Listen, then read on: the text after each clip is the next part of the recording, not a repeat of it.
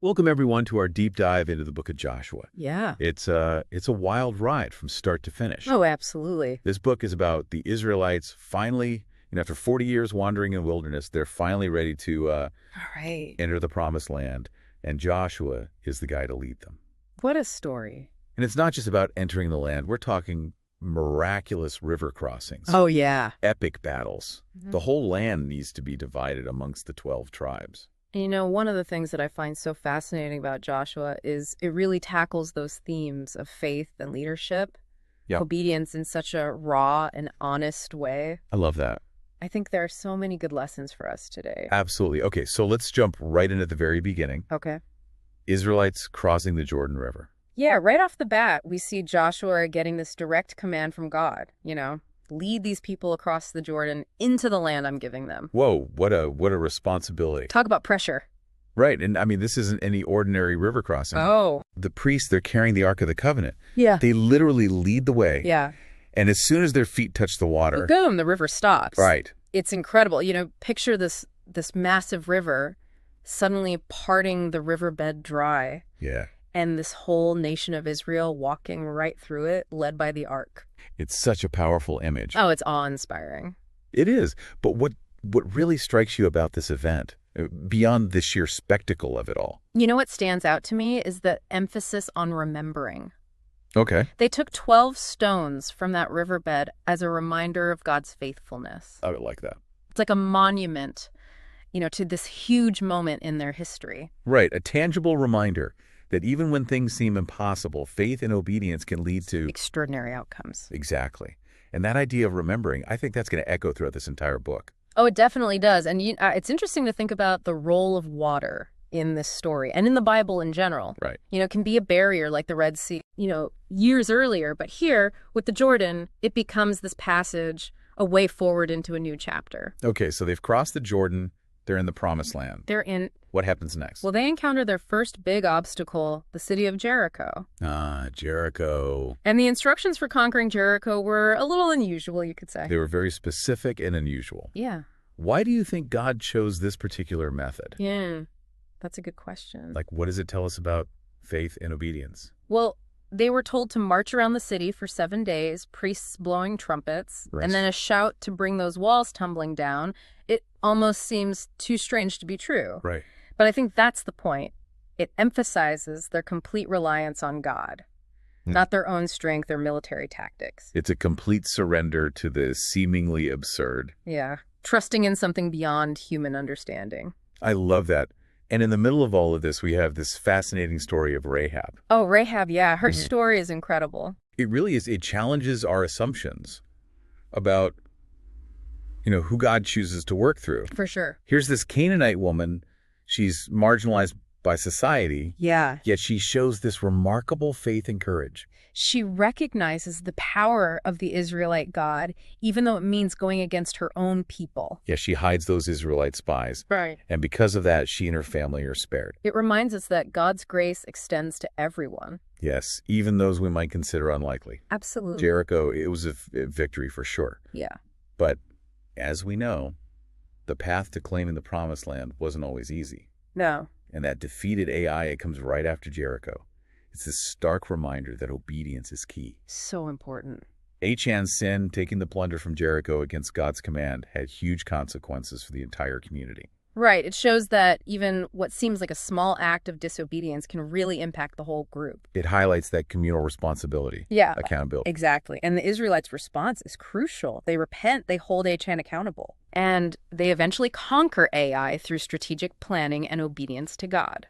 So it's not just about blindly following rules. Right. It's about understanding the deeper principles. Yes. And aligning your actions with those principles. Okay, then we have this really interesting story about the Gibeonites. The Gibeonites, they're facing annihilation.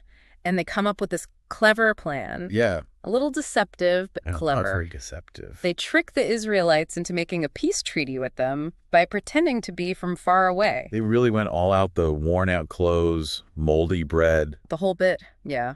It's a story that makes you think about deception, trust, and the complexities of war. It really is. What happens when you're bound by an oath, even one made under false pretenses? Right. And the Israelites, they're bound by their oath. They are. They end up defending the Gibeonites against the Amorite kings. Yeah. And then what follows is a battle where even the weather seems to be on Israel's side. You've got hailstones raining down from the sky, helping Israel win a decisive victory. It's another instance of that divine intervention. Yeah, God fighting for his people. The Gibeonite story, it really is a head-scratcher. It is. You've got deception on one hand, but also this commitment to keeping an oath. Even when it's difficult. Right. It raises questions about morality, about strategy, Yeah. about the unexpected consequences of our choices. But one thing is clear. The Israelites, they're making their presence known in the Promised Land. They are. They're establishing themselves. They are. And that leads us to those military campaigns. Yeah. Following God's command, Joshua leads them in a series of victories. Conquering the land from south to north. Exactly. Now, these campaigns are often described in detail. But what's the bigger picture here? Well, you see, these victories weren't just about military power. Yeah. They were about reclaiming the land that God had promised, a land flowing with milk and honey. Yeah. Imagine finally setting foot in this land after generations of longing. It must have been powerful. It would have been incredible. It was about fulfilling a promise, establishing a heritage, Absolutely. and solidifying their identity as a people chosen by God. Exactly. It's a testament to Joshua's leadership, the Israelites' obedience, and ultimately God's faithfulness to his promises. I love that. Yeah, it's a really powerful part of the story. It is. So after all those battles, right, the Israelites, they finally get to divide up the promised land. Yeah. It's such a pivotal moment. It is. It really is. It's not just about, claiming territory. No, it's not. This is about inheritance, Yeah. belonging, a connection to their heritage and to their God. It's about home. It is. Imagine that anticipation. As they're dividing up the land, each tribe gets its portion. Yeah. It's just this incredible moment where history and the hope for the future, it all comes together. I love that. And even the Levites, Yes. who, as priests, they didn't receive a tribal land allocation, Right, they were set apart. but they were provided for Yes. with cities to live in and grazing areas for their cattle. Yeah, it shows you the value system, right? Every tribe, every individual had a specific role. Yeah. And the system was designed to take care of everyone. Even those who served in a spiritual capacity. Yeah, exactly. Now, we can't forget about Caleb. Oh, Caleb. You remember him from way back in the story of the spy sent into Canaan. 40 years earlier. He remained faithful. Yeah, even when everyone else doubted. And his belief was rewarded. He got a really good inheritance. What a powerful reminder. Yeah, it is. That holding on to faith, even when things are tough, Even in the face of adversity. can lead to blessings. Absolutely. His inheritance wasn't just land, it was the fulfillment of a promise. Yeah, a testament to his trust in God. Exactly. It makes you think about your own life, right? Yeah, Those moments where you've had to cling to hope even when things seemed impossible. absolutely. Those are the times that define us. And speaking of seeking refuge and finding safety, we have the cities of refuge. Oh, yes, the cities of refuge. Such a fascinating detail. It gives us a glimpse into the legal and social structure of ancient Israel. For sure. These were safe havens for anyone who accidentally killed someone, Yeah, they offered protection from the Avenger of Blood. which is a concept that might be unfamiliar to some people. Right, the Avenger of Blood was usually a close relative of the person who had been killed, Okay. and they were responsible for carrying out justice, Okay. often through, retribution. But the cities of refuge offered a system of due process. Exactly. So a fair trial instead of immediate vengeance. It was a way to balance justice and mercy, I like that. recognizing that sometimes, tragic things happen without bad intentions. Right. It wasn't always intentional. Exactly. And these cities were strategically located throughout the land. They were accessible for anyone seeking sanctuary. It shows how important it is to have systems in place that offer a path to reconciliation and redemption, even in the face of, unintended harm. Now, as we get to the final chapters of Joshua, we come to Joshua's farewell address to the Israelites. Oh, this is a powerful moment. It evokes a lot of emotions for me. Yeah, it's a really emotional speech. He stands before the people that he's led for so long. Years and years. He urges them to remain faithful. Yes, to remember all that God has done for them. You can almost hear the weight of his words. Yeah, the urgency in his voice. He knows he's nearing the end of his life. He's passing on his wisdom Yes. to the next generation. And in this speech, he recounts everything they've been through. The crossing of the Jordan, the Right. battles, the land they now call home. It's a powerful reminder of God's faithfulness. Oh, yeah. The importance of remembering. Yeah, memory is so crucial. It shapes their identity as a people. And it guides their actions moving forward. Exactly. Joshua wants them to learn from the past. From both the good and the bad. The triumphs and the mistakes. Yeah. And it's not just about remembering, it's about choosing. Right. He says, choose this day whom you will serve.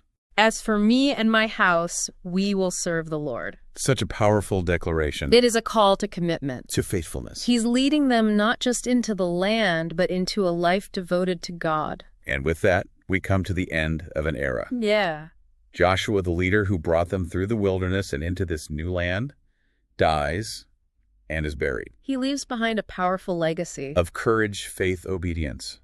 A life well lived. It marks the end of a chapter. It does, but it's also the beginning of a new one for the Israelites. They're settled in the promised land, but the challenges of staying faithful, of building a nation that honors God. Those challenges lie ahead. The book of Joshua doesn't end with a neat little bow. No, it doesn't. It leaves us with a sense of anticipation, wondering what will happen next. It makes you think, doesn't it? It does. It's not just a historical account. It's a story that continues to unfold. In the pages of Scripture and in our own lives. We're all on a journey. We are. And the lessons of Joshua, faith, leadership, obedience, the power of remembering those lessons resonate throughout time. You know, it's amazing to me how the book of Joshua, even though it's set thousands of years ago, still speaks to us today. Oh, it absolutely does. It makes you think about your own journey, your own challenges. Yeah. The choices we make. Right. We've covered so much in this deep dive. We have. Miraculous crossings, epic battles. Moral dilemmas. Dividing the land, the cities of refuge. What stands out to you as a key takeaway for our listeners? You know what really fascinates me is the emphasis on remembering. What? From those 12 stones taken from the Jordan River to the accounts of the conquest being written down. It's like they're creating these tangible reminders of God's faithfulness and their commitment to the covenant. It's about actively engaging with our own stories. Right, both personal and collective. Recognizing the events, the decisions that have shaped us. Yeah, and if we connect that to today's world, it's a challenge for us, isn't it? It is. In a world of information overload, how do we cultivate that mindful remembrance? How do we hold on to the stories that shape us, the values that guide us? It's a good question. It is bombarded with so much information, so many distractions. Yeah, it's easy to lose sight of what really matters. It is. The book of Joshua reminds us to pause. To reflect. To remember those moments that have defined our journey. Exactly. Maybe that's the most important lesson we can take away. Yeah. The need to create our own stones of remembrance, you know? I love that. Whether they're physical objects, written accounts, or just moments in our hearts. Yeah. Reminding us of the lessons we've learned, the challenges we've overcome, God's faithfulness in our lives. This has been an amazing journey exploring the book of Joshua with you. It really has. It's a story that continues to inspire and challenge us. Absolutely, even thousands of years later. It reminds us that even amidst the chaos and uncertainty of life, faith encourages obedience. They can lead us to a promised land. Yes, both literally and metaphorically. It's a beautiful thought. Thank you for joining us on this deep dive into the book of Joshua. We hope you'll continue to explore its pages and discover the wisdom it holds for each of us. Until next time, keep diving deep and keep seeking those nuggets of truth that enrich our understanding of ourselves and the world around us